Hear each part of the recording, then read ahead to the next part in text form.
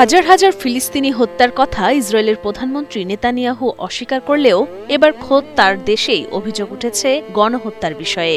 Israel is committing genocide against the Palestinians in the Gaza Strip. টানা 2 বছর ধরে গাজায় চালানো অভিযানের বিরুদ্ধে এই প্রথম এমন অভিযোগ আনল ইহুদি দেশটির দুটি বড় মানবাধিকার সংস্থা। বিটিসেলেম নামের একটি সংস্থা তাদের নতুন রিপোর্টে জানায়, গাজায় ইসরায়েলের কার্যকলাপ এবং এর ভয়াবহ পরিণতি দেখে তারা নিশ্চিত সেখানে গণহত্যা হচ্ছে। তারা ইসরায়েলি রাজনীতিবিদ ও সামরিক কর্মকর্তাদের বিভিন্ন মন্তব্য পরীক্ষা করেছে। I think everything becomes very clear about what you need to do. আরেকটি ইসরায়েলি সংস্থা physicians for human rights Israel বিটিসেলেমের সাথে এই অভিযোগে যোগ দিয়ে আরেকটি রিপোর্টে জানায়, গাজার স্বাস্থ্য ব্যবস্থা পরিকল্পিতভাবে ধ্বংস করা হচ্ছে। All indicate a clear pattern of conduct, a pattern that reveals intent. বরাবরের মতো ইসরায়েল সরকার এবারও অভিযোগটি পুরোপুরি অস্বীকার করেছে। তারা বলেছে এই দাবি ভিত্তিহীন এবং রাজনৈতিক উদ্দেশ্য প্রণোদিত। ইসরায়েলের দাবি তারা শুধুমাত্র হামাসকে লক্ষ্য করে হামলা চালাচ্ছে, সাধারণ নাগরিকদের নয়। তারা গাজায় মানবিক সাহায্য প্রবেশের অনুমতি দিচ্ছে বলেও জানান। বিটিসেলেমের প্রকাশিত ৭৯ পৃষ্ঠার রিপোর্টে বলা হয়, গাজার বর্তমান পরিস্থিতিকে শুধু হামাসকে ধ্বংস করার চেষ্টা বলে ব্যাখ্যা করা যায় না।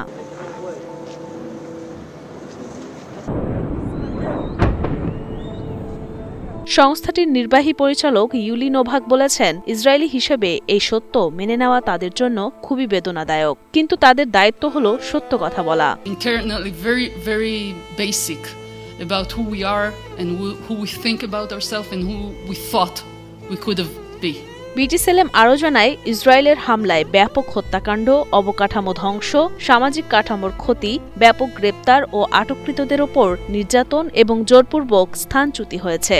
সংস্থাটি আরও অভিযোগ করে, ইসরায়েলের সিনিয়র কর্মকর্তারা সংঘাত চলাকালীন গণহত্যার উদ্দেশ্য প্রকাশ করেছেন। Not only human rights defenders, not only our colleagues, we see it all around. PHRI বলেছে, তাদের সংগৃহীত প্রমাণ থেকে বোঝা যায়, গাজার স্বাস্থ্য ব্যবস্থা এবং মানুষের বেঁচে থাকার জন্য জরুরি এমন সব স্থাপনা ইচ্ছাকৃতভাবে ভেঙে দেওয়া হচ্ছে। তারা এটিকে যুদ্ধের ক্ষতি না বলে ফিলিস্তিনি জনগোষ্ঠীকে দলগতভাবে ক্ষতি করার একটি ইচ্ছাকৃত নীতি বলে অভিহিত করেছে।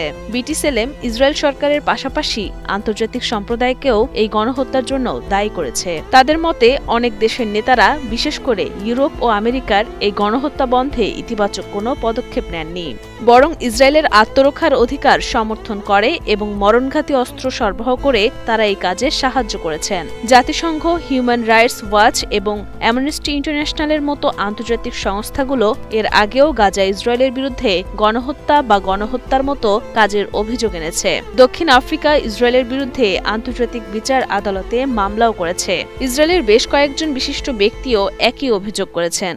এর মধ্যে রয়েছেন গণহত্যা বিশেষজ্ঞ ওমের বার্তভ এবং ইতিহাসবিদ লি মোর্দেচাই। সেই সাথে গাজায় শিশুদের অপুষ্টিতে মৃত্যুর ঘটনা বিশ্বজুড়ে বাড়িয়েছে উদ্বেগ।